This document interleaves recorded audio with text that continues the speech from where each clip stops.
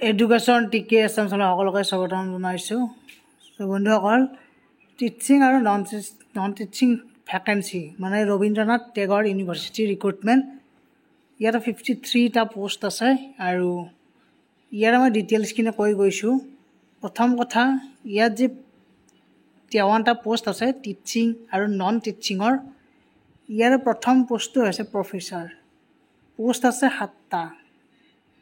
Pay skill দিয়াই আছে ইয়াতে, সেইখিনি চাই ল'ব পাৰে। আৰু এছ'চিয়েট প্ৰফেচাৰ 15টা পোষ্ট আছে। চ' এছিষ্টেণ্ট প্ৰফেচাৰৰ পোষ্ট আছে 11টা। ইয়াত দেখিছে 11টা পোষ্ট আছে।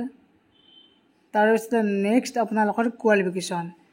এতিয়া master degree with at least 55% marks লাগিবই, এইটো মাষ্ট বি।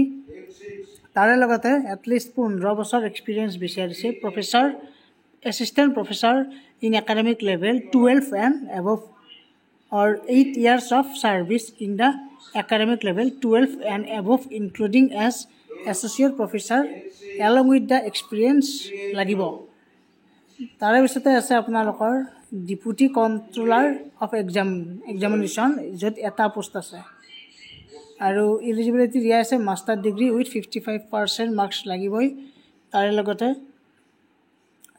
কাৰোবাৰ যি 9 বছৰৰ ওপৰত এক্সপিৰিয়েঞ্চ আছে তেওঁলোকেও পাৰিব এপ্লাই কৰিব। 5 বছৰ এক্সপিৰিয়েঞ্চখিনি যদি এডমিনিষ্ট্ৰেটিভ এক্সপিৰিয়েঞ্চ আছে তেনেহ'লে তেওঁলোকেও পাৰিব। ৰেজিষ্টাৰত পোষ্ট আছে এটা পোষ্ট, ইয়াৰ কাৰণেও মাষ্টাৰ ডিগ্ৰী 55% লাগিবই। লগতে 15 ইয়াৰ্ছ এক্সপিৰিয়েঞ্চ বিচাৰিছে আৰু 8 বছৰ হ'লেও হ'ব যদি তেওঁ একাডেমিক লেভেল 12ত আছিল। একাডেমিক লেভেল 12 হ'লৈকে আছে, যিখন কলেজত স্কুল বা হায়াৰ ছেকেণ্ডেৰীত আছিল সেইখনৰ। এছিষ্টেণ্ট লাইব্ৰেৰিয়ান, য'ত এটা পোষ্ট আছে as per latest UGC norms, eligibility criteria. আৰু ইয়াতো 3 ইয়াৰ্ছ এক্সপিৰিয়েঞ্চ বিচাৰিছে আৰু মাষ্টাৰ ডিগ্ৰী লাগিব। চ' এনেকুৱাকৈ একাউণ্টেণ্টৰ পোষ্ট আছে এটা পোষ্ট, বেচিলাৰ ডিগ্ৰী কমাৰ্চ কৰা হ'ব লাগিব। লগতে এক্সপিৰিয়েঞ্চ যদি আছে দিব পাৰে। নন টিচিঙত আছে, ইয়াতে চাব নন টিচিঙত গ্ৰেড 3 পোষ্ট, য'ত 8টা পোষ্ট আছে। আৰু জুনিয়ৰ এছিষ্টেণ্ট, যিটো বেচিলাৰ ডিগ্ৰী লাগিব junior assistant, labour assistant bachelor degree science, তাৰপিছত account assistant bachelor degree in commerce. তাৰপিছত পিয়নৰ পোষ্ট গ্ৰেড 4 পোষ্ট, য'ত মানে HSLC পাছ কৰিলে হৈ যাব। আৰু এপ্লিকেশ্যন ফিজ পোষ্ট 1 পৰা 8, মানে যিকেইটা ডাঙৰ ডাঙৰ পোষ্ট আছিল প্ৰফেচাৰ হওক বা গ্ৰেড 3 পোষ্ট, তাত SC STৰে 2000 টকা, লগতে বাকীখিনি 3000 টকা। তাৰে লগতে এনেকুৱাকৈ তাৰমানে এপ্লাই কৰিলে গমে পাব এপ্লিকেশ্যন ফিজটো ইয়াত দিয়া আছে কোনটো পোষ্টৰ। আৰু ইয়ালৈ এপ্লাই কৰিবলৈ হ'লে কিছুমান ডকুমেণ্ট লাগিব, যিখিনি কোৱালিফিকেশ্যন আছে কোৱালিফিকেশ্যনৰ ডকুমেণ্টখিনি লাগিবই।